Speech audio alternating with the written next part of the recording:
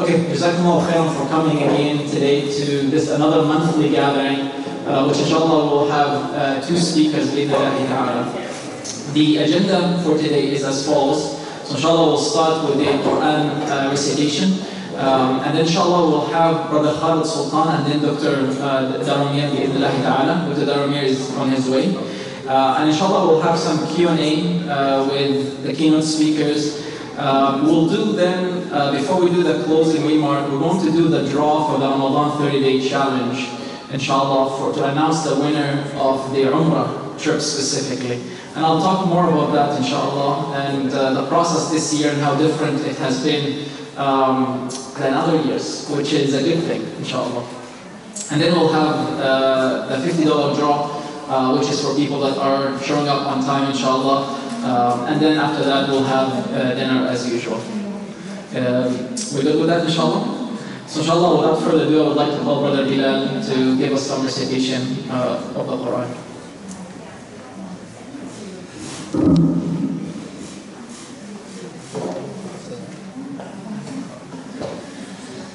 أعوذ بالله من الشيطان الرجيم بسم الله الرحمن الرحيم عبس وتولى أن جاءه الأعمى وما يدريك لعله يزكى أو يذكر فتنفعه الذكرى أما من استغنى فأنت له تصدى وما عليك ألا يزكى وأما من جاءك يسعى وهو يخشى فأنت عنه تلهى كلا إنها تذكرة فمن شاء ذكره في صحف مكرمة مرفوعة مطهرة بأيدي سفرة كرام بررة قتل الإنسان ما أكفره من أي شيء خلقه من نطفة خلقه فقدره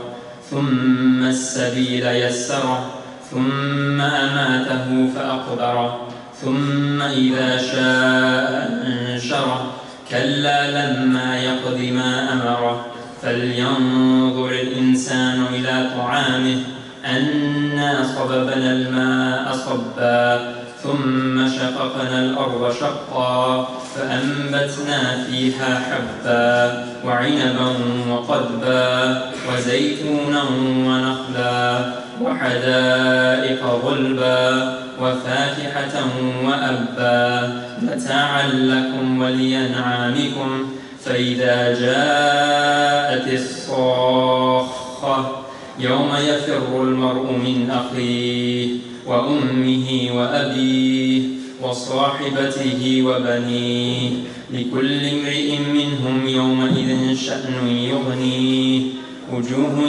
يومئذ مسفرة ضاحكة مستبشرة ووجوه يومئذ عليها غبرة ترحكها قترة أولئك هم الكفرة الفجرة.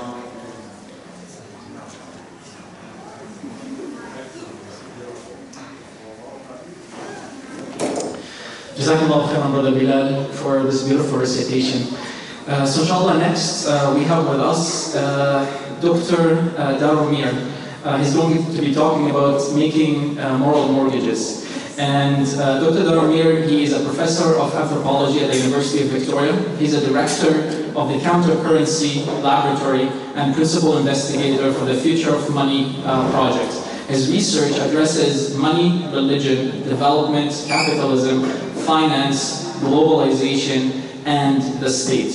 He is the author of many books. One of them, which is a well-known book, is Beyond Debt, Islamic Experiments in Global Finance. He co-edited the volume in one of his publications, which is called Religion and the Morality of the Market. He's also the author of Spiritual Economics, Islam, Globalization, and the Afterlife of Development. His research has been supported by a plethora of organizations and foundations. So inshallah, without further ado, Dr. Daromir will call you up to stage, inshallah. So they're connecting, the speakers are connecting together, inshallah. So just give them a minute. And in the meanwhile, Dr. Daromir has brought some of his books. If anybody would like to purchase them afterward, we'll have a table, inshallah, set up at the back. So inshallah, Dr. Daromir, please join me in welcoming him into the stage.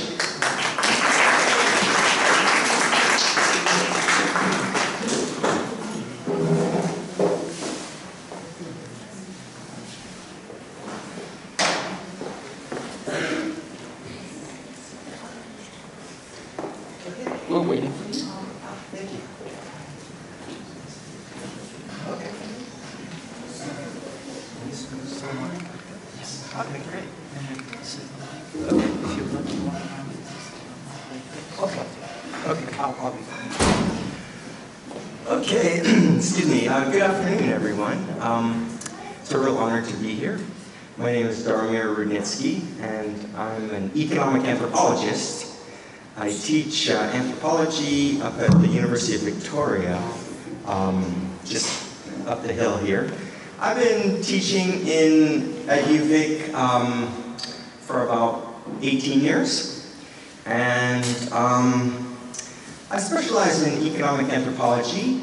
My main areas of research are looking at the interface between religion and politics, religion, but mainly religion and economy. And most of my experience is in Southeast Asia. I lived in Indonesia for 2.5 years, back in the early 2000s, and early to middle 2000s. And then I lived in Malaysia in the late 2000s. I guess that was, well, no, that was the 2010s already, for about 2 years as well. And so, while there, I was interested in looking at the articulation between Islam and economic development.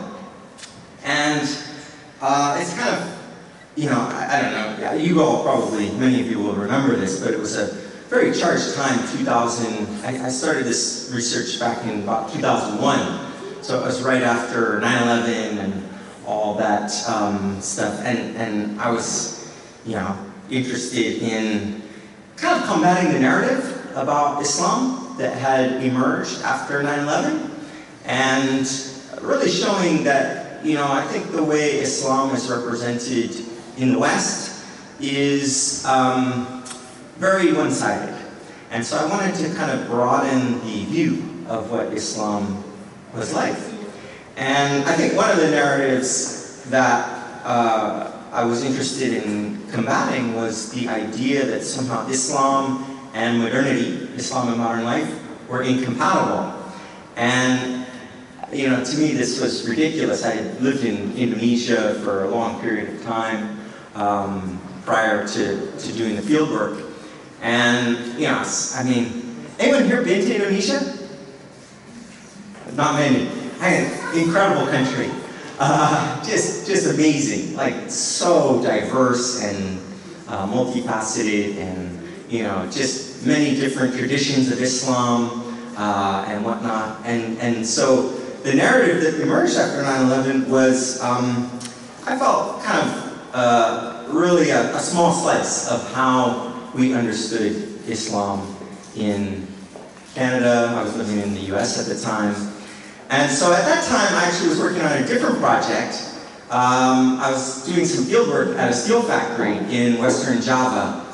And one of the really interesting things that I found is that, this is actually my first book, so I'm not going to talk a whole lot about that today. But one of the things that I found was really interesting was that there were people there who were arguing that lessons from the Quran, lessons from the Hadith, these could actually be mobilized for business success, commercial success, all kinds of really fascinating ideas. And so they would make arguments about how the Prophet Muhammad was actually a really successful businessman.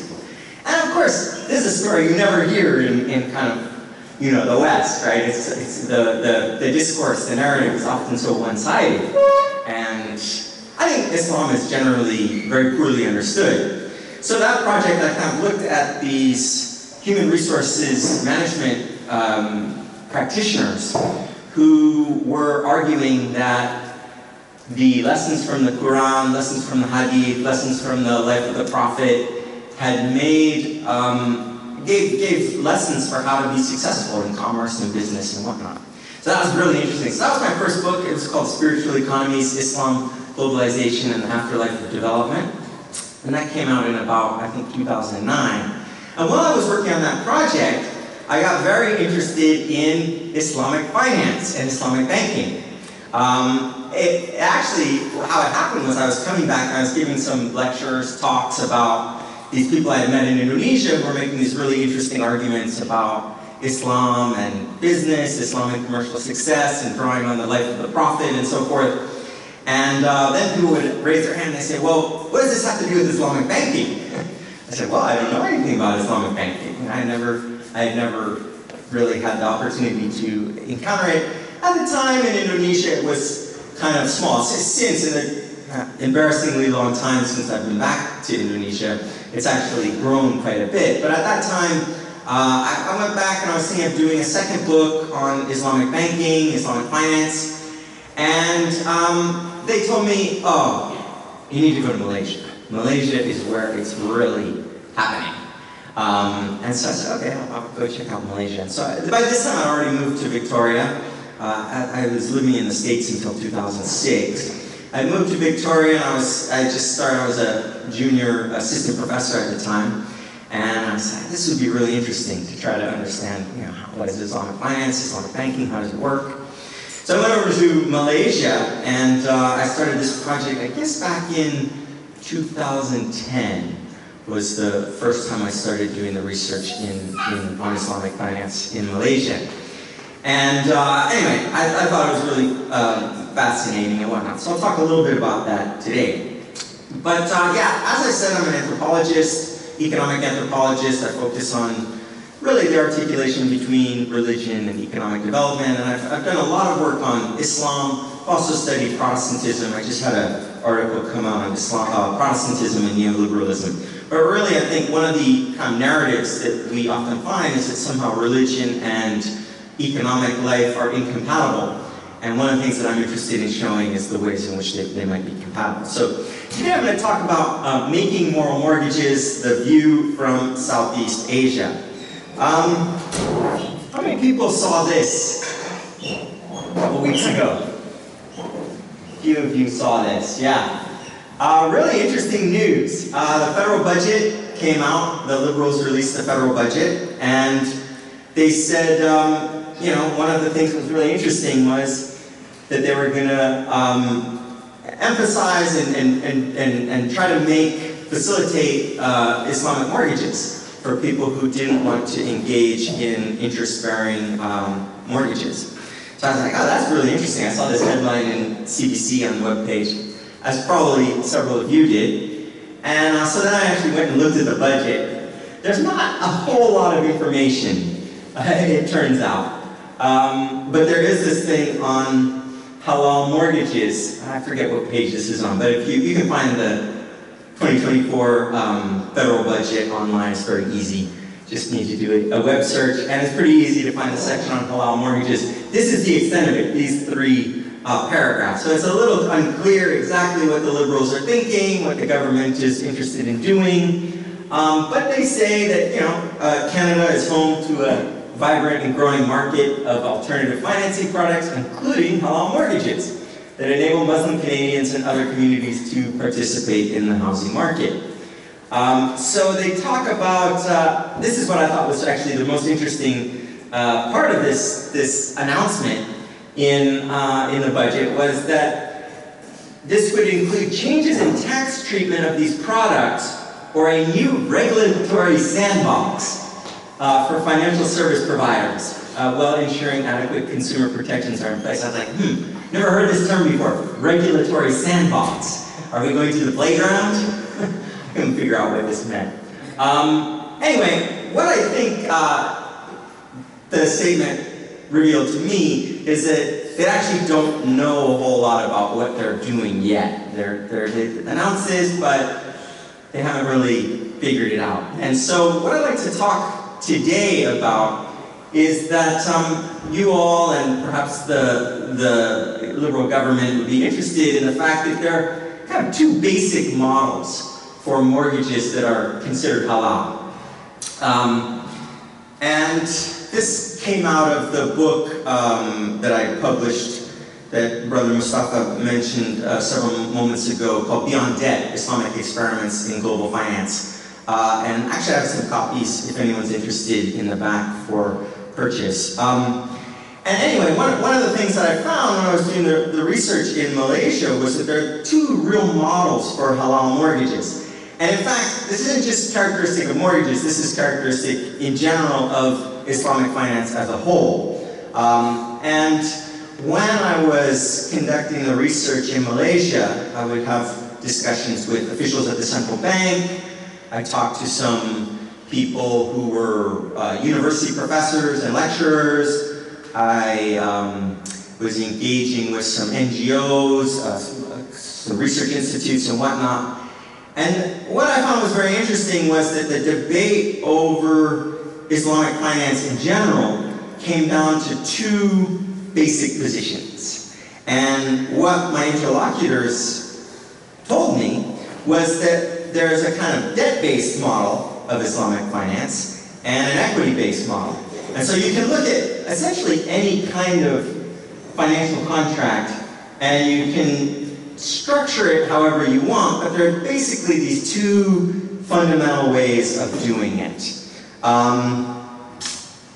So the debt-based model works according to a kind of credit orientation, and there are different types of contracts, and I'll talk about the specific contracts that were used in Malaysia in a moment. But they essentially entail a double sale, two sales, and I think this is actually what this sentence about tax treatment is getting at in the federal budget. So the debt-based model of a mortgage essentially would involve two sales and a markup. And these, depending where you are in the Islamic world, these fall under different names. Murabaha, Tawaruk. In Malaysia, they use something called Bai Bitman Ajil. And so these, and I'll explain in detail how these work in a moment. Now these, people said these are okay for the interim, but we really want to build, because Islam is a religion that emphasizes partnership and collaboration, we'd rather not rely on these debt-based models, but we really prefer to develop these equity-based models that are more true to the authentic principles of Islam. This is my language. This is the language of my interlocutors in Malaysia. And they said that the reason is because these are based more on partnership. These debt-based contracts tend to be very individualistic. They tend to be somewhat antagonistic. The equity-based models are premised on partnership. And again, there's different contracts. These can be structured in different ways. And I'll give some examples here in a moment, so just be patient, please. But the two basic models are Musharaka, Mudaraba, and Ijara. So, how do these actually work? Well, I'll start with a kind of debt-based orientation. And this is a contract that was very commonly used, one of the original contracts that mortgage providers in Malaysia were using. They've been using it for 20, 25, maybe 30 years now, maybe even more than that. And these involve the two sales and the markup. And so you basically will have three parties, right? You'll have a customer, a vendor, and a bank. And the customer will go and he'll say, oh, here's the property for sale, I like this. And he'll tell, or he or she will tell their banker, this is the property I would like. And so the bank will then go and purchase it from the current owner. The bank will purchase it. So then the owner, the vendor, is paid off. And the bank will take possession for a moment, but then sell the property to the customer at a markup. So I don't know. I mean, houses are, as you know, obscenely expensive in Canada at the moment, but let's hypothetically say it's $1 million for the house. The bank will say, okay, we'll sell it to the customer for $1.1 million. And the customer then will pay in installments until the payments are complete, right? Maybe over 20 years, over 30 years, or whatnot. Now, many of my interlocutors said, well, that's a good start. That's a good way of doing it. There's no debt contract. There's no explicit interest in this transaction, right?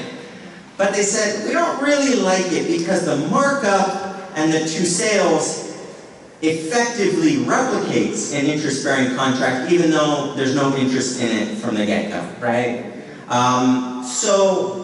And actually the officials at the central bank were very interesting. They said, we like these contracts at the beginning when we were just trying to set up our Islamic financial system back in the 90s, but we got a little, we don't think these are the things that are tiring. In fact, they were using a language of innovation. They said, we think the banks, the financial institutions can be much more innovative than they are being presently. And so they encouraged, you know, really, let's think about different ways of doing this where you don't have this, what they would call, what would they call it? They would call it Sharia compliant.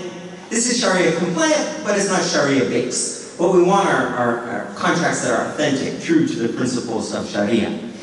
And so, one of the contracts then that they suggested in, as a way of kind of,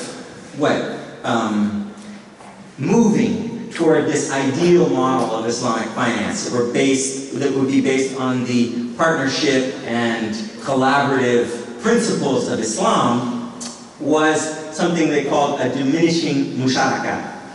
And, I mean, incidentally, all of these contracts date from the time of the Prophet, right? These are contracts that were being used way back in the 6th, 7th century. In fact, the Prophet engaged in musharaka, in financing many of his trading voyages across the Arabian desert. And so these are really interesting contracts because they really question some of the fundamental principles of Western finance, of debt and interest-based finance. So I was just totally blown away by this. I thought it was absolutely fascinating. And so how would these work? Well, you get the customer, the person that wants to purchase the house, and a financier. Notice here, I don't know if I like the word bank, so let's call it financier instead. So what the customer and the financier would agree on would be to form an equity partnership to purchase a property. So the customer might identify the property, and the financier would say, okay, let's make a partnership. We'll go in together on this house. And the financier might say, okay, I'll put up 90% of the equity stake, and you put up 10%.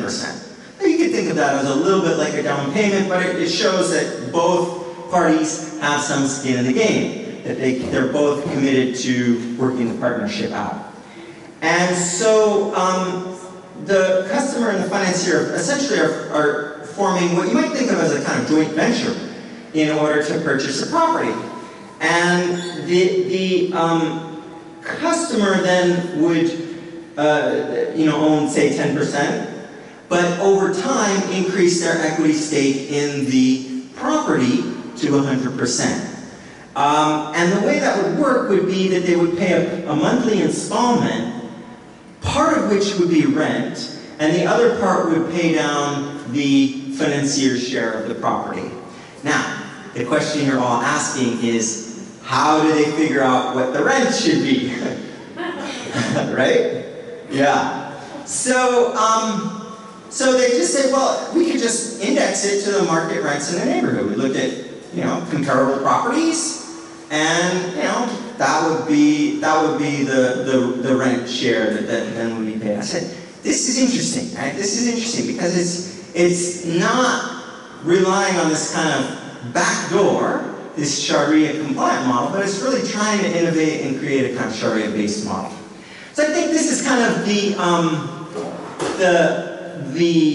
the debate then that was taking place when I was engaged with these interlocutors in Malaysia.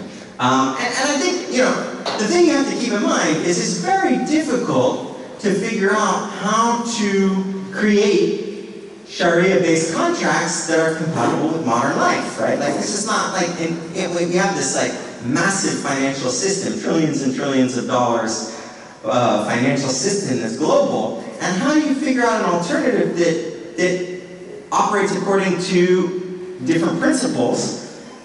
I thought these guys were really onto something. So, anyway, at the end of the day, the Malaysians said, you know, these debt-based models, the contracts are Sharia compliant, but they should be Sharia based. They meet the letter of Islamic law, the letter of Sharia, but really not the spirit of partnership, of collaboration, of risk sharing, as opposed to risk transfer. That was another language that was used. So the idea in Islamic finance is that it's a risk sharing model. So many of these equity-based contracts that the Central Bank of Malaysia was advocating at the time were trying to create partnerships, trying to create equity-based and equity-sharing models of financial behavior. So the bankers, they didn't like these. They didn't like this. They're like, no, the Sharia-compliant, the debt-based model is fine. And I would ask them, well, why? Why do you like this so much? Said, oh, well, it's very easy. Our back-end processes are all the same. Like, we don't have to change any of our computer programs or anything in order to run the debt-based model. It's just plug and chug. I said, oh, okay.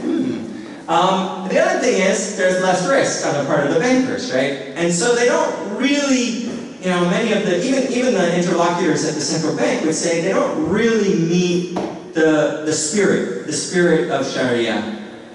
They might meet the letter, but not so much the spirit. And so these equity-based models, as I said, were really more premised on these partnership and in collaborative principles. And they would say, well, these really meet the spirit of the law and the letter of the law, right? The spirit of Sharia and the letter of Sharia. But the downside, of course, is that there's more risk. You know, what happens if in one of these diminishing musharaka contracts, the person who's occupying the house, who's bought the house, they lose their job and they can't pay the rent. You know, then what happens? Well, that's kind of a gray area. Like, how do you figure that out? And the banks didn't like the idea that, you know, well, we might have to like do something that isn't too conducive to profit in order to figure that out. So I think that's kind of the equation, and that's really the central question as I see it in making these halal mortgages that the federal government has embraced recently. So yeah, I only had about 30 minutes of remarks prepared. I'd like to thank everyone for your attention. I can take some questions if you have time for that, or afterwards. Okay, so thank you.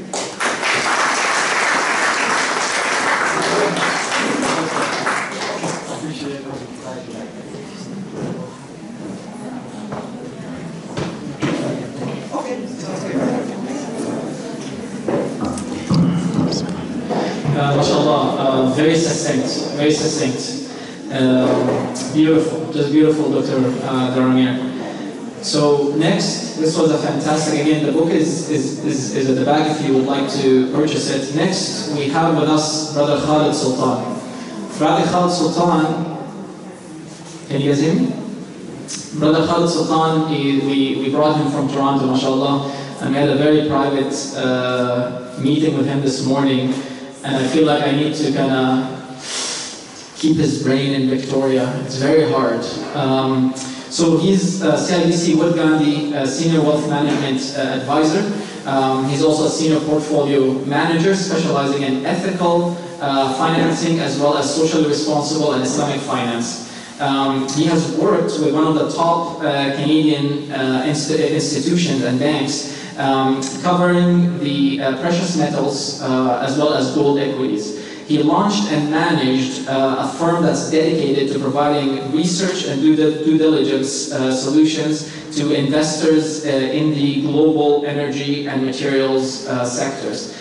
He's pursuing his doctorate in ethical finance. He also has a bachelor in engineering and a bachelor in science, and he has an MBA as well. I couldn't list all his certifications here because I have a very limited space. He's also a CFA. He's a chartered financial analyst, as well as he is a PEng. He led and continues to lead several local and national charities. He's married with 4 children. So we would like to please join me in welcoming Khaled Sultan to the stage.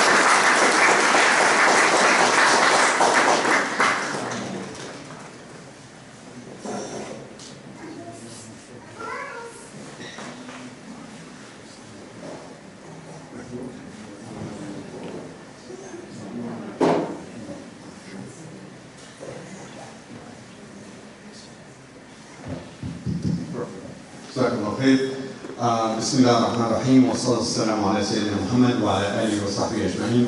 ربي اشرح لي صدري ويسر لي أمري واحلل عقدة من لساني يفقهوا قولي. Jazakumullah khair for being here and for taking the time to be here to learn about Islamic finance, something that I'm personally passionate about, and what I think most of us need to at least understand so we can live our life in a way that pleases Allah subhanahu wa ta'ala. Nothing in this world matters, and forgive me, I'm going to give this lecture from an Islamic perspective and with a lens that is based on what I was taught from my dear beloved Muhammad sallallahu alaihi wasallam. So that's the framework by which we're going to have our discussion today, and I believe that nothing else matters if what we do is not done within that context, because ultimately our time here is going to be spent, whether it's 20 years or 80 years or 150 years, and eventually we're going to go into the grave, and then the real life will begin afterwards. And that's the thing that will be subjugated based on what we do here. And if our intent is to please Allah subhanahu wa ta'ala with the proper intention and the proper action, inshallah, it will get us somewhere very nice. So I will be, we can skip this, I will be talking about a few things. I have to warn you. And I told my dear brother Mustafa, who I've known for 17 years, and I've already made a few cracks at him today and yesterday, that I don't know how we're going to discuss all of this. I'm going to have to skip a few of the lectures. I probably need about 6 hours, and he told me I only have 40 minutes. So we'll see what we can do. But in the question and answer period, if something is on here that I skipped, feel free to ask, and inshallah we'll go through it. I want to talk about Islam and finance in general. What does it mean from a high-level perspective? Then talk about the 2 sides, the financing side and the investment side, and hopefully give you options to walk away with. And then I'll have a slide about resources for those who are interested to learn more. How can you do that? And finally, we'll end with Q&A with Dr. Rudnycky, inshallah.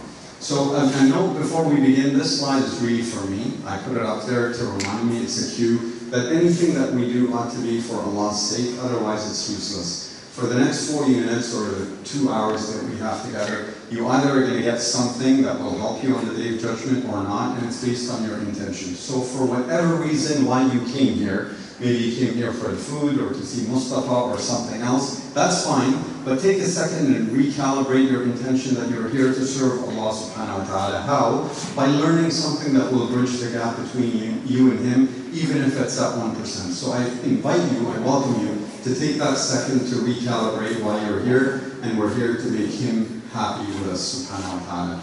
Next thing, I want you to do something that most speakers don't ask you to do, and that is to pull out your phone, please, and take a picture of this, and humor me if you can.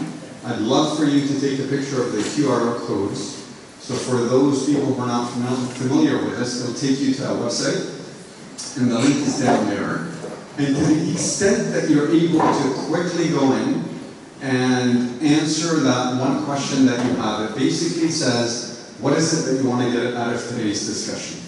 As I said, we can spend 6 hours, and we don't have 6 hours, so I want to make sure I address exactly what you want to talk about. So if you could take a second, answer that question for me if you don't mind, and it should take you literally 30 seconds, and then we'll see what the answers are. This is not being broadcasted, which is fine. I thought it would come up, but I see it here. You guys can't see it. Forgive me. That wasn't the intent, but I'll be able to yell out the answers. If you can, if it's too much, don't worry about it. And as they say in the beautiful Desi culture, jaldi. So please, quickly. There we go. That's good. Thank you. So, what are you hoping to get out of today's session? Knowledge. Inshallah, we'll cover that. Halal investments. We'll talk about that. Investments in a halal way. Excellent. Keep going, keep going. We've got 20 responses. We like the thumbs up, so give us thumbs ups if you can. Thank you. 24. Okay, we'll give it another 10 seconds and then we'll stop. So if you have a burning topic you want to talk about, put it up there, inshallah. Thank you for the thumbs up. I would have loved it if they're hearts, but you know, thumbs up still work. Okay, that's good. So I'll read them out very quickly. Knowledge, investments, halal investments, learning, moral lending, information, finance. Beautiful. Nothing wacky, let me see. Anything wacky. Sometimes people say marriage, and I'm like, what? But it really does come up. Khalas, that's good. Jazakallah khair. Thank you for that. Okay, next question I'm going to ask you. I love to ask questions. It's that mini professor in me. Oops, go back. And I'm going to start picking on you. So don't make eye contact if you don't want to be picked on. If, let's say, I'm an alien and I fall from the sky and I land in front of you and I go, I've never been here before, and I hear this Islam thing, how would you explain it to me? So to a non-Muslim, as simply, as succinctly as you can, how would you explain what Islam is? What would you define it as? How would you define it? Any takers? Yes, sir. What's your name? Yahya. Submission to Allah. Submission to Allah. Anybody else? You're not going to get this wrong, believe me. So just keep giving me answers. Any of the sisters, I'm going to start picking on you as well. I want to see a hand up or two. Sisters, just yell it out. A way of life. A way of life, Sister Muniza. Anybody else? Your name, sir? Ahmad. Believing in Allah and His Prophet. One more answer from the sisters. Come on, what do you explain Islam as? One word. Come on, you guys know. I'm going to pick on you because you picked on somebody else. Go ahead. What is it? Take a guess. Islam. What does it mean to you? You can't get it wrong. Peace of mind. Perfect. All of that is correct. And one more here, because you had your hand up. A manual for life. Perfect. All of that is correct. I love an encapsulation that puts all of that together, and it sounds beautiful to me. I didn't come up with this. And Islam is really to wholeheartedly self-give to Allah subhanahu wa ta'ala. Wholeheartedly in the sense that it's not a part of my life, it's everything in my life. And I self-give. I give it willingly, lovingly to Allah subhanahu wa ta'ala, because we believe that Allah subhanahu wa ta'ala will not command us to do anything, will not direct us, will not incentivize us to do something that is problematic to us. He could have wanted us to do things that would harm us, but we understand that a loving God, a merciful God, a compassionate God, a perfect God would never ever ask us to do that. So Islam, as I said, is wholehearted self-giving. It covers all aspects of life. And you are responsible as a human being, not just in terms of how you dress and what you eat and how you pray, your spiritual dimension, also involves your financial dealings. So when financial dealings, you have a responsibility. And to simplify it, I'm going to make Islamic finance hopefully simple for you, I hope, is to look at two things. Whenever you're dealing with anything, the social aspect and the ethical aspect of whatever you do. You ask yourself, I'm about to do something, what are the social ramifications? What are the ethical ramifications? And if the answer is just fine, then it's typically halal. If one of these is problematic, then it's typically haram. It's that simple. And there is terminology of Islamic finance, Sharia compliant, Sharia based, halal. All these terms for our time together mean the same thing. I'm not going to distinguish between them, just to keep this conversation going. And the last principle that we need to keep in mind, it's not on the slide, is in Islam there are qawaid, there are maxims. One of the qawaid is everything is allowed except that which is not allowed. So by default, every single food you can consume is halal. Halal means permissible. And every kind of drink out there is halal, permissible, except what is pointed out as haram. So what is haram in terms of food? Pork products, not allowed. What is haram in terms of drinking? Alcohol, haram. In terms of finance, everything you can come up with is halal. All the financial engineering that you can come up with, the principle is halal, it's not haram, until you come around and say, oh, but this is not allowed, and it does contain in this contract, so it becomes haram. We need to frame it this way, because that's how our deen was taught to us by Muhammad sallallahu alayhi wa sallam. So you don't need to prove something's halal, you need to prove that it is not halal. In terms of credit agreements, the two problems are basically riba and gharar. These are Arabic words. Riba means interest. To simplify it, I have a slide next to talk about that in a little bit more detail. And gharar is unreasonable or excessive uncertainty. Well, I didn't say uncertainty because any type of investment is uncertain. You don't know what's going to happen. But with gharar, it's usually unreasonable or excessive. Think gambling, for example, is very unreasonable uncertainty, one that you cannot affect, and that's why it becomes haram. Those are credit contracts. So credit contracts, all of them are okay. If they have one of those two things, on high level, of course, of this, it becomes problematic. From an investment perspective, you just, again, go back to the social and ethical components. Socially, anything that's addictive. So from an investment perspective, can I invest in something that produces alcohol, tobacco, gambling? The answer is no. Why? You all know this. Because they're addictive. They're problematic to society. So that's out. Like, what about interest? Interest in Islam is seen as unethical. I wish I had another section, another lecture. I tell you why. We don't have the time, but for now, let's just understand that interest is seen as an unethical component, unfair component in contracts.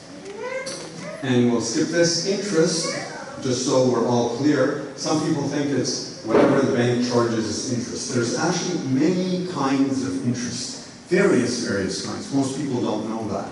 And the two main ones, one of them is not even being practiced right now, I'm going to put it up there, is the unequal exchange of unequal qualities. And the other one is unequal exchange of unequal quantities. Now, I know I've confused everybody, but this is the kind of technical definitions that us user academics, I'm talking about myself only, not you of course, and that we love to kind of think about.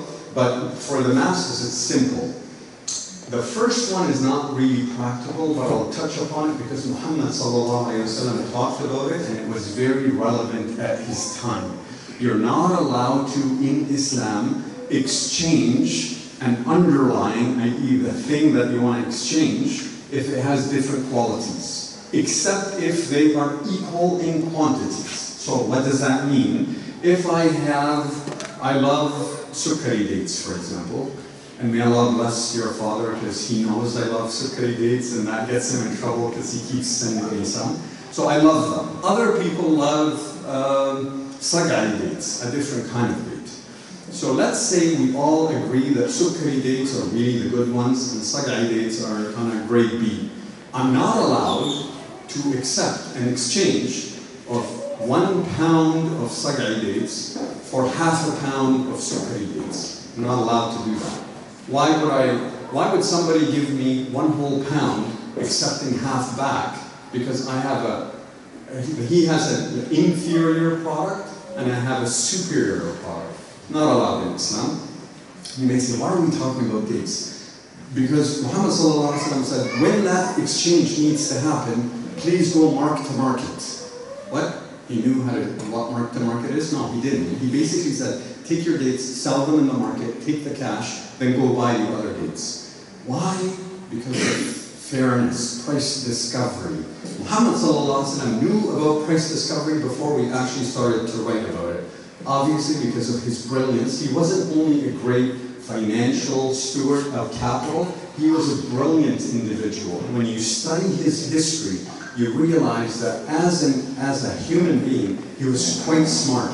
And unfortunately, we don't talk about his smartness, and we give it all to saying, oh, he was guided by Allah subhanahu wa ta'ala. Of course he was guided by Allah subhanahu wa ta'ala, and so were you, by the way. But he still exercised his brain to ensure that what Allah subhanahu wa ta'ala wanted happens in the most effective way. Sorry for that diatribe, but I wanted to highlight the beauty behind our beloved sallallahu alayhi wa sallam that we're supposed to emulate in every single way for us to really bring to humanity the peace and the love and the compassion that's missing in humanity right now. When it comes to the unequal exchanges of quantities, that's what we see today, where I go to Hamza and I say, Hamza, I need $10,000. He says, no problem. Here's 10,000. I need 11,000 back. That excess is considered riba, interest, by the majority of scholars, and that's not allowed. Any excess on a lending agreement is absolutely not allowed. So, before I say why, I want to ask you this. What makes up riba? Like, why would Hamza say, I need $1,000? Why didn't he say, I need 5,000 back, or 500 back, or $1 back? In his mind, there's a percent rate, financing rate, that he needed to be compensated on. What makes up that rate? Does anybody know? Does anybody want to guess? What makes up, what are the components of riba? Why would you need to be compensated? Why is riba a thing, as my kids say? A thing. Why? I heard that. Excellent. Whoever said that, mashallah. The sisters are on point. You said something? Risk and future value of money. Risk, time value of money, and one more thing. You guys got 2 out of 3. I'm very impressed. In Victoria, mashallah, you guys are on it. The price of the convenience? The price of the convenience. No, not really. I think access to capital is what you need. But no, I don't think so. I don't think so. Forgive me. Forgive me. I wanted to associate it with time value of money. That's the closest thing that comes to mind when you say the convenience. Perhaps I don't have to wait 3 years to get the capital. That's a convenience. If that's the case, then it's time value of money. There's one more thing that affects every single one of us, and it's on the news all the time. Inflation? Thank you. Inflation. Those are the 3 points why riba is a thing. So it's not complicated. People need to be compensated for inflation, i.e. when he lends me $10,000 and I give it back in 5 years from now, he can't buy anything with it. So he needs more to come back to him. Risk, as you had said, well, if I go and lend everybody here $10,000, am I for sure going to get $10,000 back from everybody here? No, maybe 97% will pay me back, but 3% won't. So I upsize what I expect back. That way it compensates for Mustafa, because I know Mustafa's going to default on his loan. And the last thing is time value of money, basically saying that if I had $10,000 now, I could buy a car. Perfect, that's a lot better than taking the bus for 3 years and then buying the car 3 years from now. Having the car earlier gives me pleasure or maybe convenience earlier, and that has a cost to it. And that's why riba exists. In Islam, we recognize this, we don't care about this. Why don't we care about this? Because Allah subhanahu wa ta'ala said, you cannot lend it for any excess. And sometimes people say, okay, interest is not riba, because interest is a portion of the profits that you get. You put money in bank X, they invest it for you, which is true, and then they give you a portion of the profits back. Not true. Why not true? Because it's separated, it's divorced from the underlying operating activity.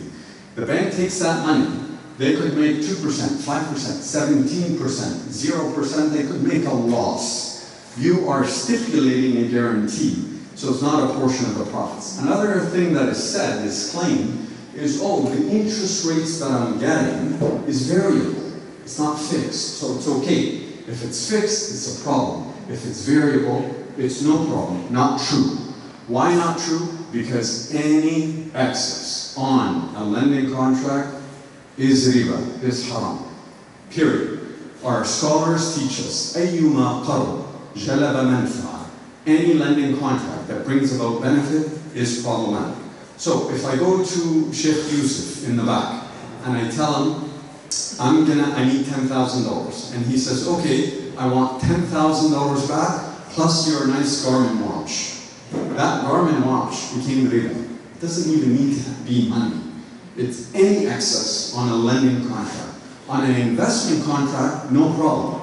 You can make excess, and you're encouraged to make excess. On a lending contract, you're not allowed to make excess. Clear, period, simple, now you understand that concept. And if Sheikh Yusuf says, okay, here's $10,000, give it back $10,000, and a year from now, I give him back $10,000, and I give him my watch because he did me a great favor and he saved me from taking the bus for a whole year.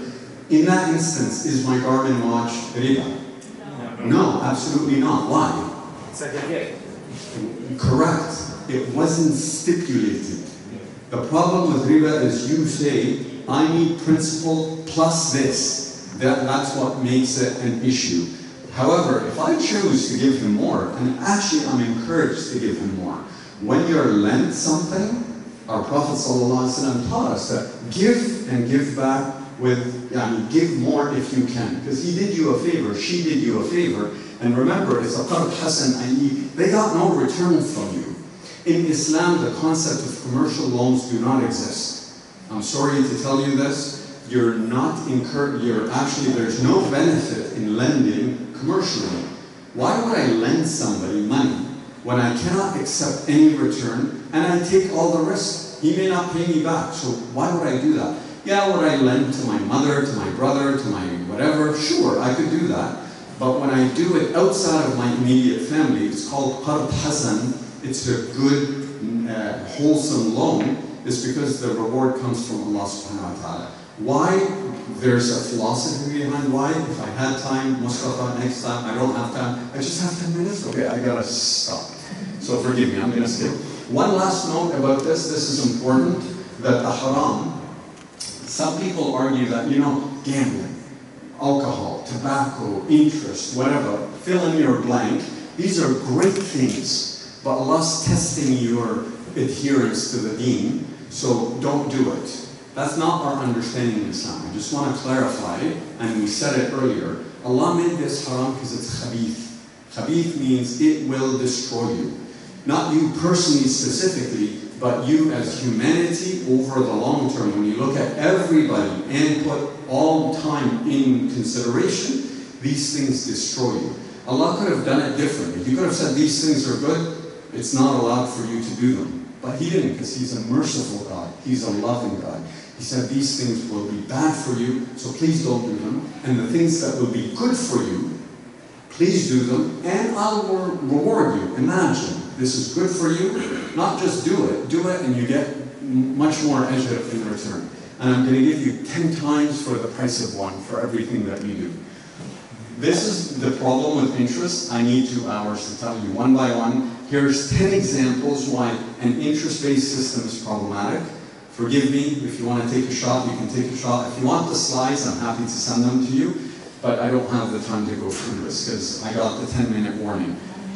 Sharia-compliant financing, all it is, and Professor Daromir said it already, that return on lending versus return on investing, it's not allowed to get any return on lending, but it is allowed on investment. So what you're trying to do is restructure contracts. That's all it is.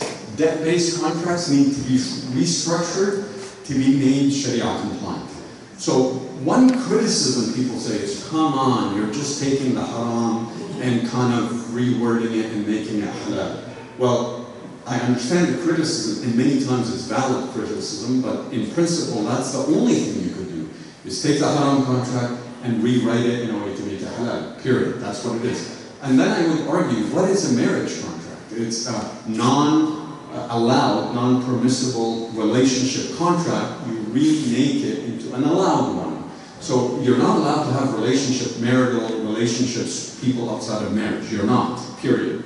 But you are once you do a small contract. And you may say, what's the difference? Like, in this instance, it's haram. In this instance, all I have is a piece of paper and 2 witnesses. Yeah, that's what makes it halal. It's actually quite simple sometimes to make something halal. But don't undervalue that contract, because that's how haram becomes halal. So in Islam, we look at the contract, And if it has something that is haram, we try to rewrite it. Many people have done it in a way where, as we used the term this morning, take a pig and put some lipstick on it, slap lipstick on it, and call it something else. And that's problematic.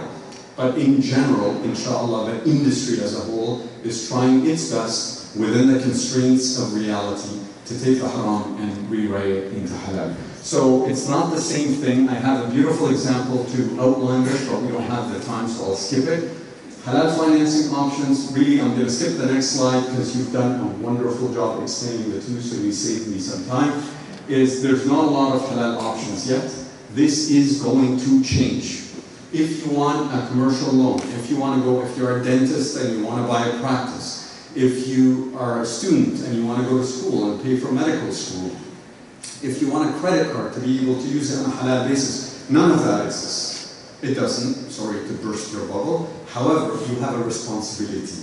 And as I did today in the morning, I'm going to do the same to you. So plug your ears if you don't want the responsibility, but now you know it's upon your shoulders, which is your responsibility is to make it happen. Ask for what you want. What you're asking for is not something to be ashamed of. It's not something, ooh, I just hope that somehow Mr. Trudeau gives it to me without bothering anybody else or without it catching news by people who don't like Muslims. No, you're asking for your right. I would say it's your right. Why? Because you're a Canadian and you need to be included in the financial system just like every single other person. Financial inclusion when it comes to Muslims is sad. It doesn't exist. So you have to compromise your deen. Why is that? Why is that I don't have to compromise my deen, but when I go to my employer and say, it's time for Dhuhr, I don't care, I'm going to go pray. It's Jum'ah. I don't care what it's going to do to your productivity. It's a right protected in my charter that I go and pray. Same thing for your finances. How are you going to be a functioning human being, productive in a Canadian society when that which you need is not available to you? And it's easily available to you. We just need to make it happen. Right? It's difficult at first, but once it's produced, it'll be available, inshallah, in wildly so. So you need to ask everybody. You need to ask the people, you need to ask the people that can give it to you. So please, here's my ask. Every single person here has a banking relationship. I don't think anybody here puts their money under their mattress. And if you do, please stop doing that. That's not good. So for your banking relationship, whatever it is, there are 5 or 6 or maybe a few credit unions, all beautiful, all great. Walk up to them once a month. This is your homework. Once a month. Get out of your car. Don't do the drive-through thing. Park your car, walk and stand in line, and wait till you get to Susie or John behind the teller. And when you get there, you say, hello Susie, hello John, very nice to see you. Do you have any Sharia compliant mortgages? They're going to go, what? Excuse me, who? What are you talking about? Sharia what? Sharia law? Just say, oh, no worries, don't worry. You're not there to get into an argument or to explain Islamic finance 101. Say, I just wanted to know, apparently you don't, so don't worry about it. Walk, turn around and walk out. I know it's going to sound weird and it's going to feel awkward. I get it, but do that. And then next month, do that again. And then a month after that, do that again. Once a month, that's it. I'm not asking every day. Once a month. Over and over again. What do you think they're going to be doing in their staff meetings? They're going to see these Muslims. They're really nice with beautiful smiles, but they keep asking about this weird thing called Islamic thing. Shouldn't we look into that? Yes, absolutely. If you keep asking for it, the market will respond. It's a demand-supply equation. That's all it is. And supply wants to give you what you demand for. They just don't know to what degree you want it. So please, that is the one requirement that I ask of you. I'm going to skip the whole options of financing, and I'm going to get to Sharia-compliant investments and give you actual things to take away and think about. I will say on the financing side, however, 2 things. One, let us remember our brother Pervez, who just passed away. He passed away a few days ago. He was actually at the forefront of producing one of the first Islamic financial mortgages available in Canada in the 70s. May Allah have rest his soul and allow him to be resurrected in the company of Muhammad sallallahu alaihi wasallam. He passed away a beautiful man and dedicated his life to this area of finance. And may Allah reward him for everything that he did and ensure that his intention was for Allah's cause. Second thing I'm going to say is that there are a number of providers out there. We're not here to tell you take this versus that. There are many. There's Ethos, there's Menzil, there's Ansar, there's Islamic finance, interest-free financial housing. I may get the term wrong. But basically, if you Google it, you're going to come up with a whole list. The devil is in the details. So you talked about the debt-based and the equity-based. There are, unfortunately, equity-based models that are further away from the intent than the debt-based ones. And there are debt-based ones that are closer. So I understand the discourse in the industry of debt versus equity. I go beyond that and say it's not the structure, it's a level deeper where not the intent, not the spirit of the law and the letter only, but also the protection of the underlying consumer at the end of the day. If you do a contract that seems quite Sharia compliant, but the underlying consumer is at risk, they don't have title, they'll never have title. When it comes to rent, it's renegotiated every year. Everything is borne on the person buying the house in terms of property taxes, in terms of maintenance and so on and so forth. And the house pricing is renegotiated and there's a balloon payment at the end. I can easily take an equity-based contract and make it look really awful. And unfortunately, sometimes it's done. So you have to do your homework when it comes to that. I hope, my goal, is one of the bigger financial institutions, credit unions, banks, comes out with a product where all of that has been done for you. Because financial institutions, the incumbents in Canada, have a reputation. And we're not going to move the needle. Let's not kid ourselves. There's not like 1 billion Muslims in Canada that will buy these products. But there's still a sizable market. Their reputation, they will not ruin it on another product that they launch. So inshallah, if one is launched by the incumbents, I think the outcome will be decent, bi-idhnillah. When it comes to Sharia compliant investing, you really want to talk about the interest, which we talked about our ethical component, and then there's a social component, addictive products, like alcohol, tobacco, gambling, pornography. All of that would be very addictive and would be problematic. But there are other restrictions, like pork, defense, cloning.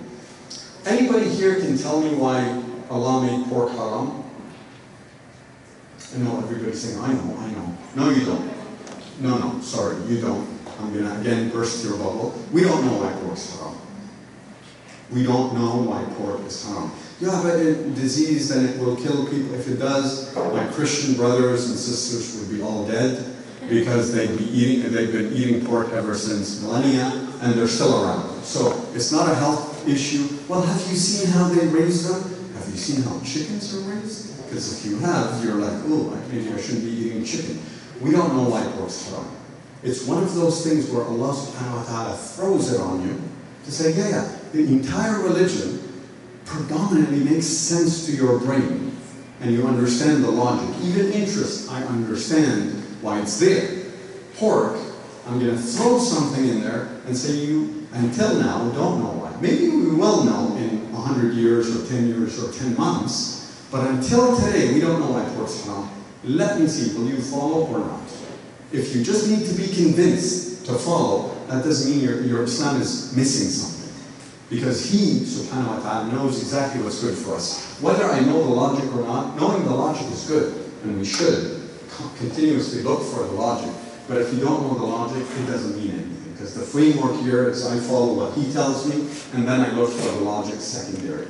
So in terms of levels of screening, I think this is, if you're serious about investing, this is an important slide. Take a picture if you want, and I'm happy to send the slides afterward. Is you got to ask yourself 3 questions to determine if an investment is Sharia compliant. You don't need fancy guys from Toronto in cheap suits coming here and complicating the issue for you. The issue of Sharia compliance is very simple. Just slow down, take a deep breath, and ask yourself 3 questions. When I'm investing in something, this is a business. I'm being told, invest in this, sir, I ask myself 3 questions. First question is, what is the source of return from this investment?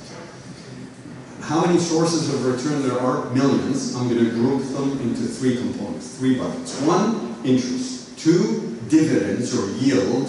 3, a capital gain. What is interest is pretty much understood, where, you know, I ask for money more than when I lend more than I gave out. Dividend is, you know, a portion of the profits. So I invest in a Popeyes, they make some money, they give me a portion back. That would be considered yield. And third is capital gain, is where I bought something for $100,000, it went up in price, like a house. Actually, we're in Victoria. I bought something for $10 million, a house, and it went up. And I sold it at $11 million. It's actually crazy bad in prices here. I thought it was bad in Ontario and Toronto.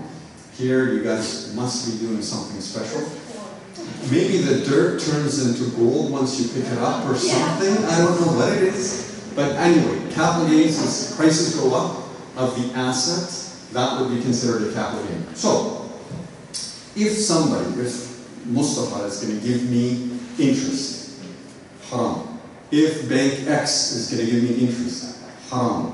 Doesn't matter who gives it to you. Your brother, your uncle, your cousin, the company down the street. You stop. You say, this investment is not allowed because it's giving me interest. However, if it's giving me a dividend or a capital gain, is it halal? No, you can't say yes. You have to ask the next question. Sorry, I'm not taking my move. I didn't even look at you, but you kind of smiled with a beautiful smile, so now everybody knows.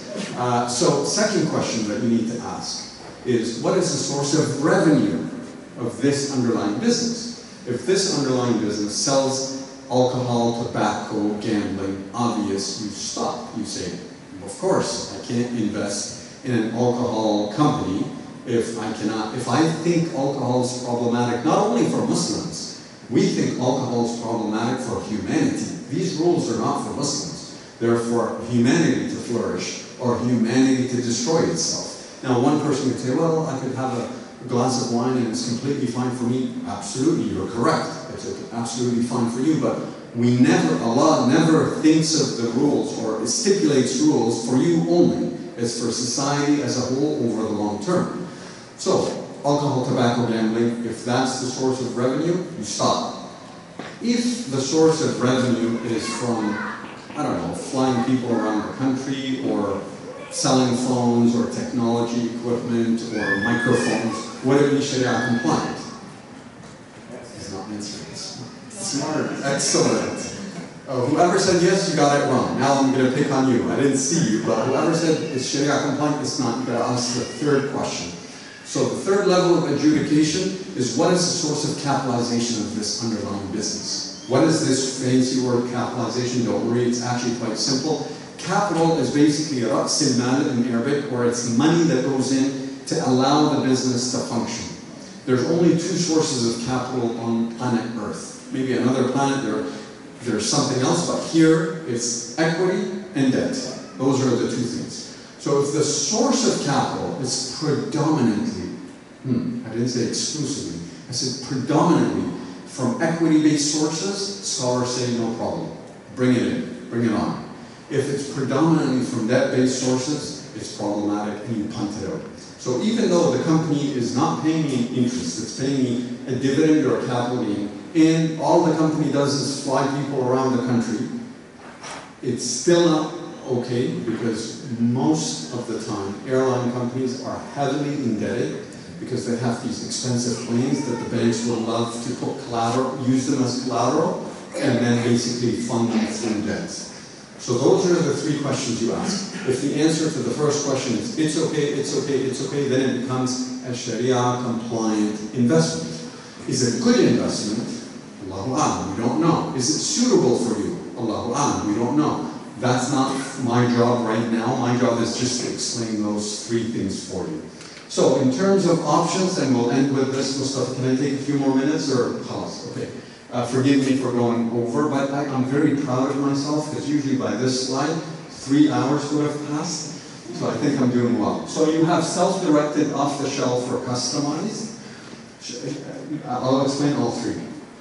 Basically, self-directed is now with that one slide that I'm going to hand over to you, you're actually empowered with a little bit of more coaching and confidence building to manage your own money.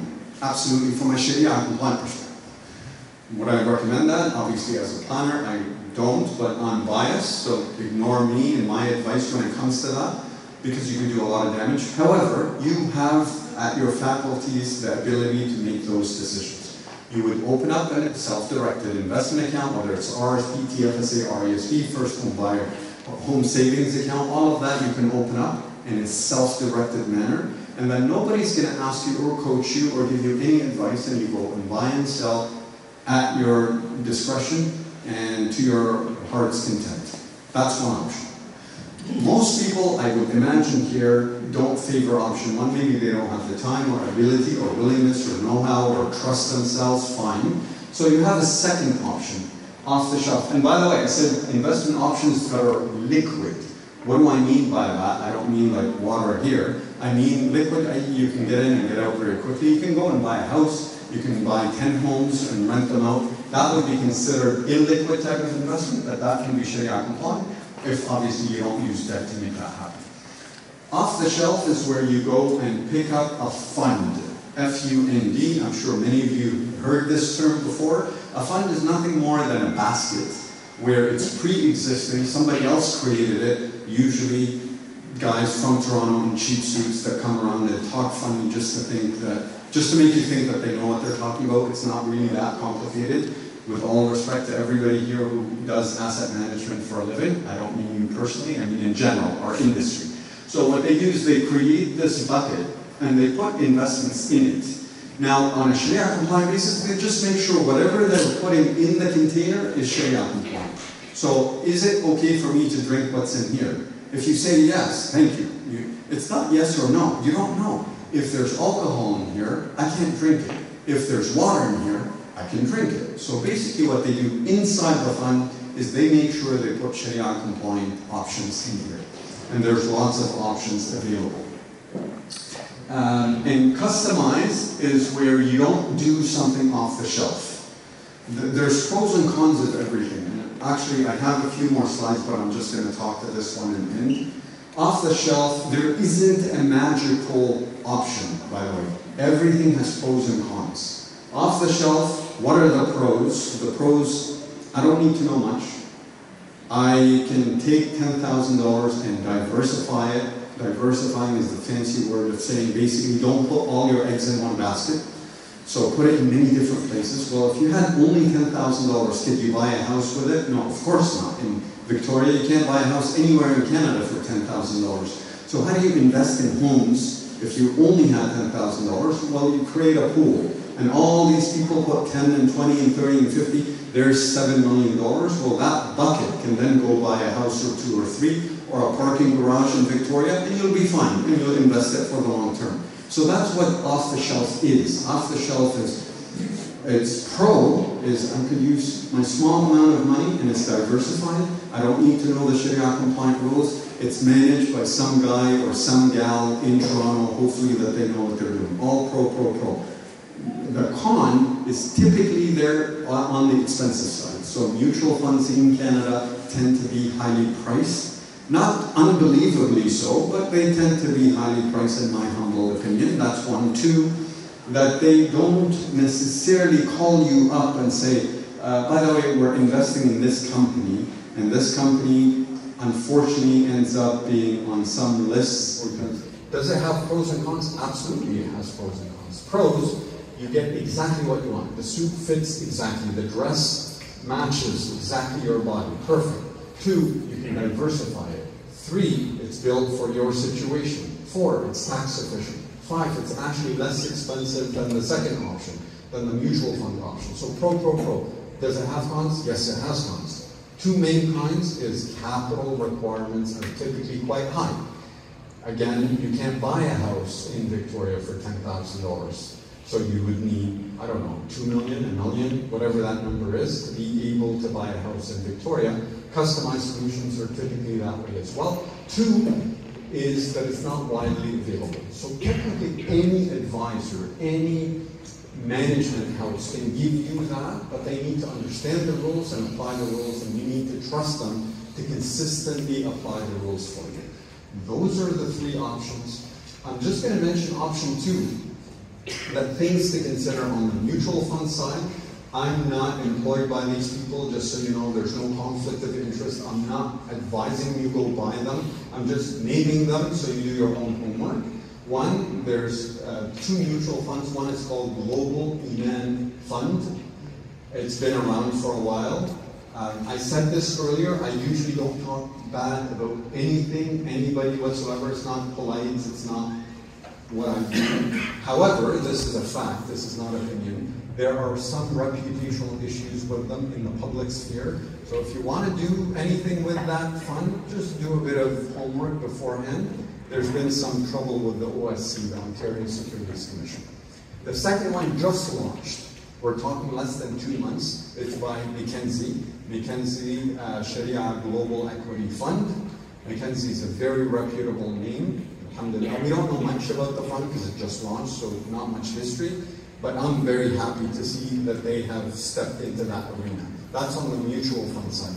On the exchange-traded fund side, you have a number of options. Wealthsimple, which some of you may have heard. It's a robo-advisor.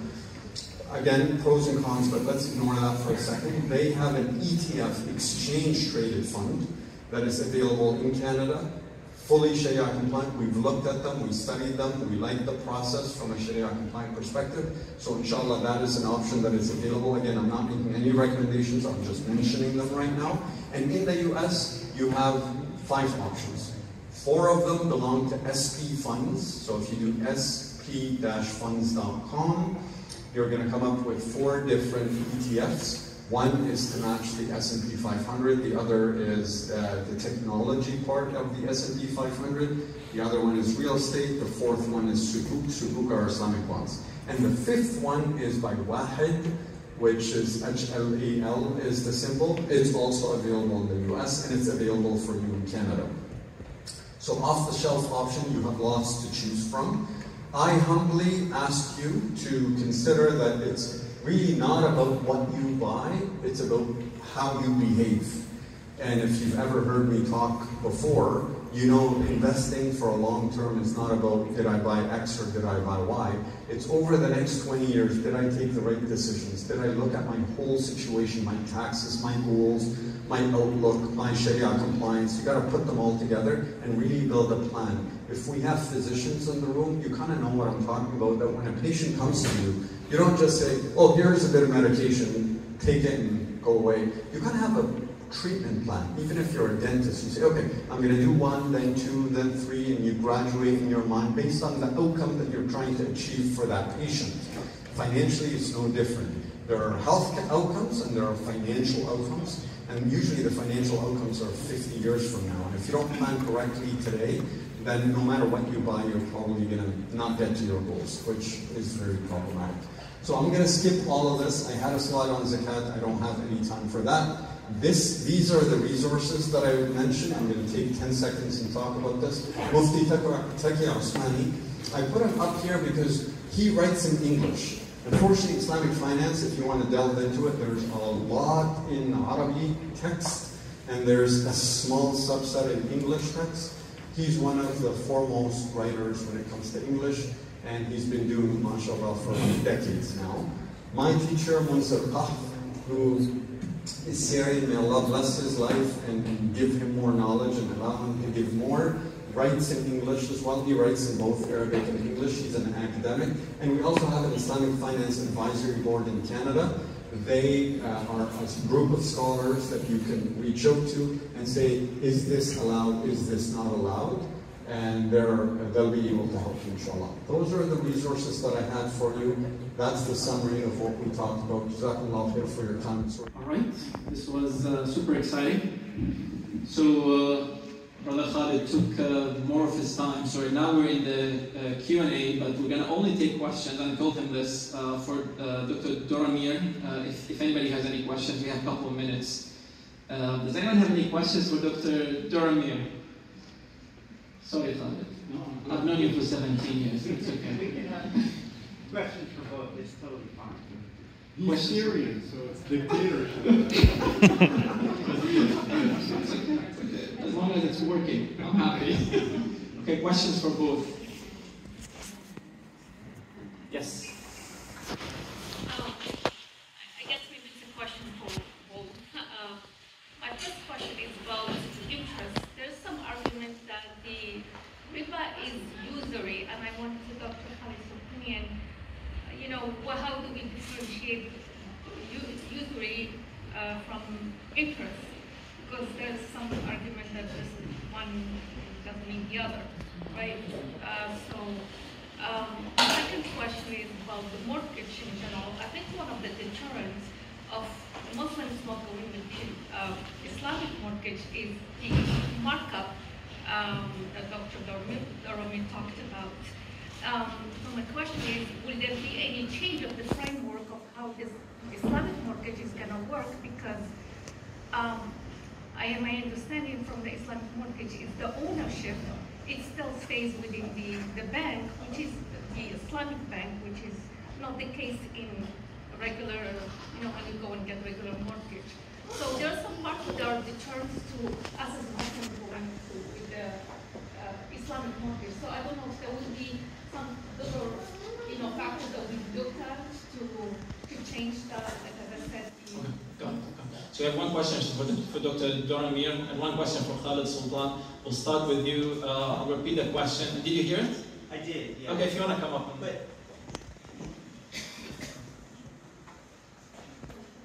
Well, he got the easy one.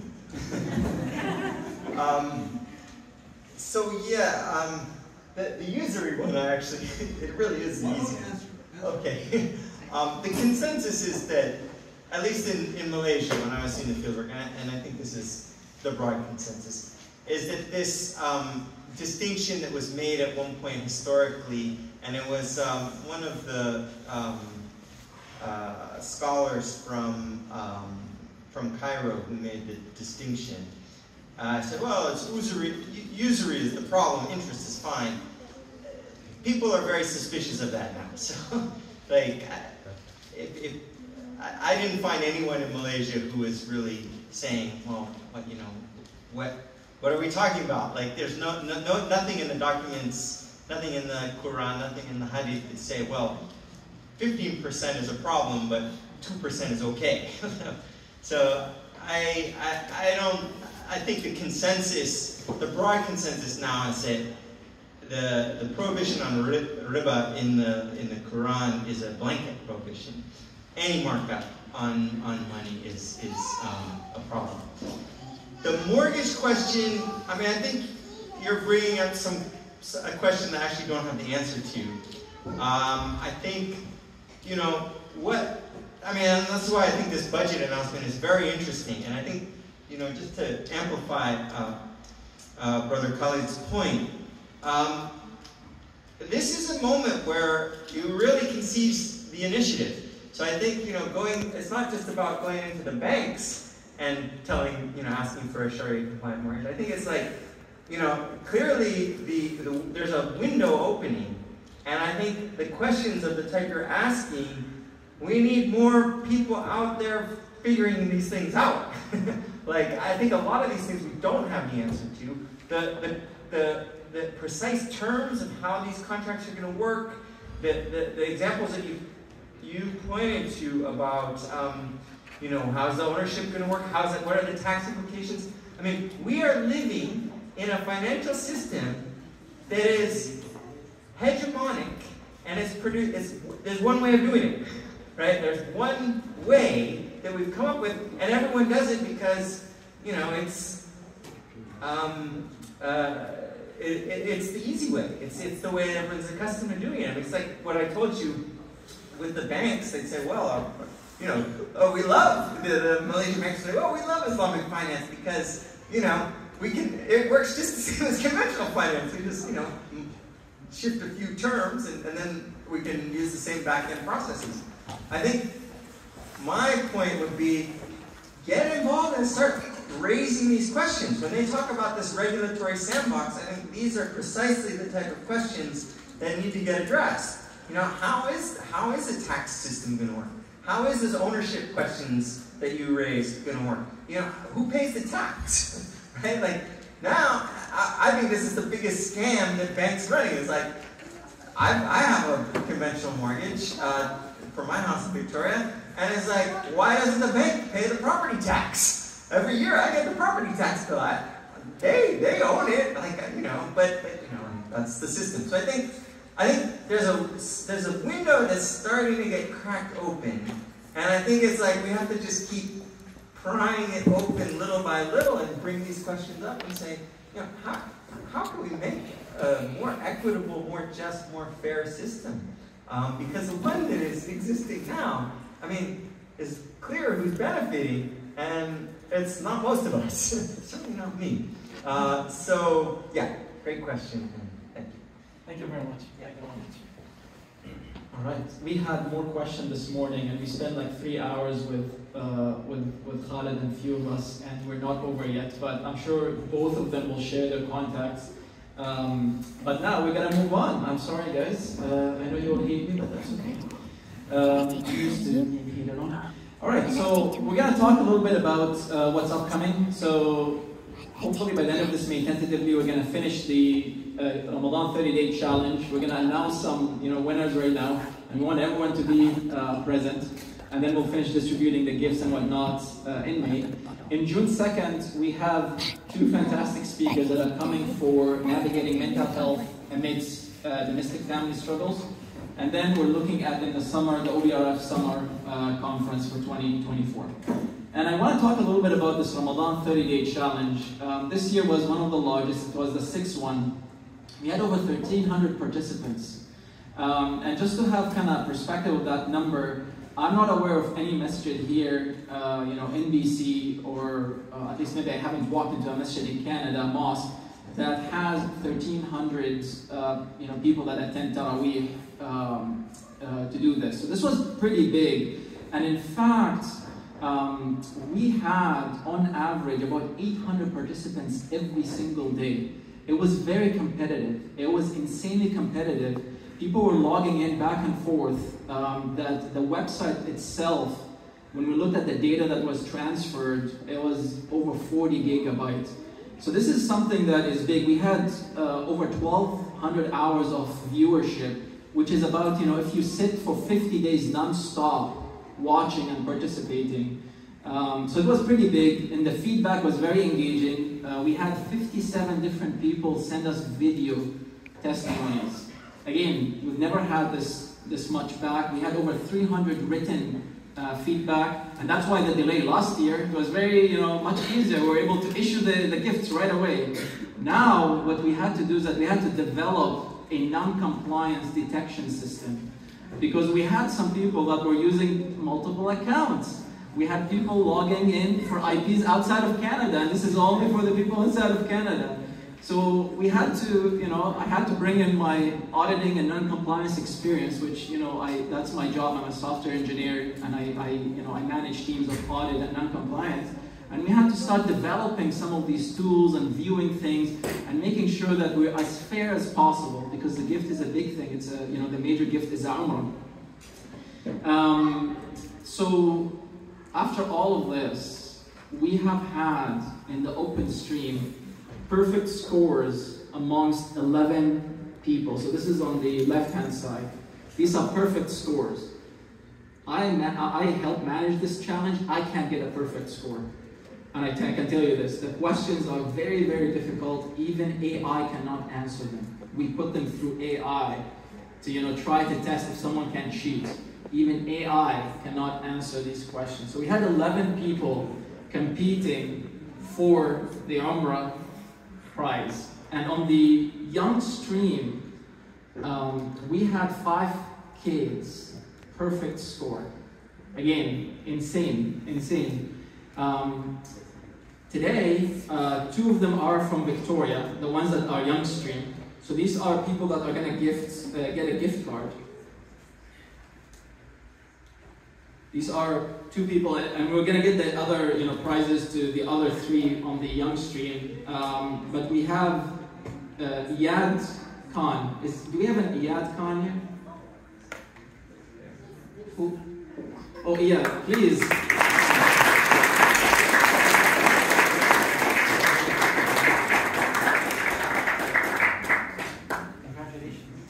Congratulations. Come here.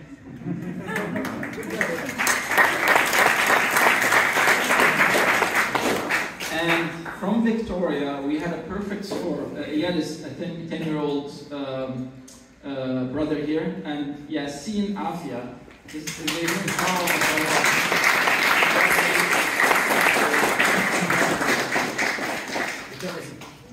So he's 8-year-old. So those two are from Victoria. The rest of the people, we're going to send them their gifts. Now, how do you end up awarding the Umrah trip without getting into too much trouble? And after analyzing all this data, I'm telling you, my computer almost exploded looking at this. So what we're going to do, actually, is that we are going to, I'll just pull this here. We're going to do something that is everyone can witness, which is, it's going to be the simple trick right here. And the winner of this is going to take the Umrah pending full eligibility. So we're still looking at the massive data. But this is, I'm going to spin this wheel, and the winner is going to win the Umrah trip. Now, if that person, for whatever reason, they were not compliant, which is that maybe they didn't enter their ID name, they used someone else's name, then that's disqualified. Then we're going to later on look at the second and third and whatnot. But this is, we found it to be the most fair way to award this Umrah, very exclusive and very special trip, not a normal Umrah. It's an Umrah that's going to visit, have a lot of very unique aspects to it. So you guys ready? Yeah. 100%? All right. So here's what I'm going to do, and don't shoot the messenger. I have not developed this tool. This is available online, and I don't know who's going to win. So we're going to try this. All right, ready? What's that? No, sorry, next year. I don't think you and I can run this. I don't know why, it's so difficult. No, it's just difficult. It's such a difficult challenge. Okay, need some really smart people. Okay, we're gonna spin it.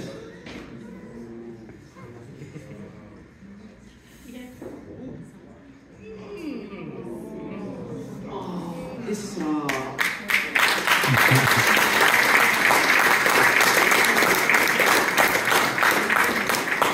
This is unbelievable. Who knows Isra? Isra Muntasir. They moved to London. They moved to London just, I think, 2 years ago. They're well-known people in the community. Congratulations to Isra. Everyone here is a witness.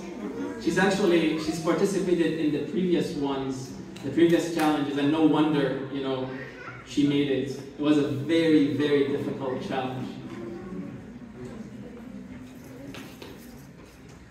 All right. Nobody's gonna kill me now. Okay. So that was the draw. I want to show you what's coming up next. We have the navigating mental health amidst domestic family struggles. We're bringing Imam Yahya Mumla, who is the Imam at Masjid al-Salam in Burnaby, as well as Dr. Shaheen Jones next, so June 2nd. Same place, same time here. I want to mention a couple of things before we do the $50 draw. So we have people here, this is a packed house, which means people are very interested in Islamic finance, halal mortgages, all of that. So we have people from Dunkirk, from Courtney, Parksville. We have people coming from Van City here as well. So who's from Van City here? I'm just trying to see. So I see Andrew here. Is it Yolanda? Yes. All right, and Heather. So you guys are only 3 here from Van City? Yes. Okay, so first I would like to thank you, and I would like to connect you with Khaled and Daromir as well. And then, this is kind of just, maybe it gave you a little bit of taste of what is needed to see, how we can potentially, work together.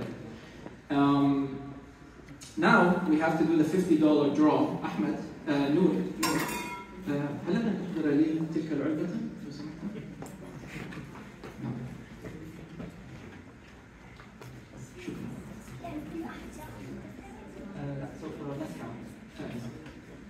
one thing that we do is that we do a draw for people that arrive on time.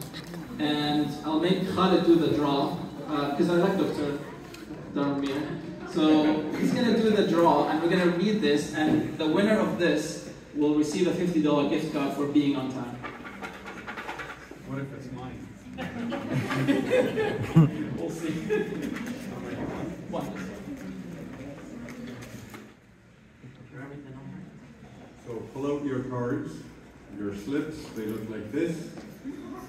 And if I read out the number and you don't respond, I'm going to move on to the next one. So please make sure yours is out. 9, 7, 9, 6, 8, 4, 2, 7.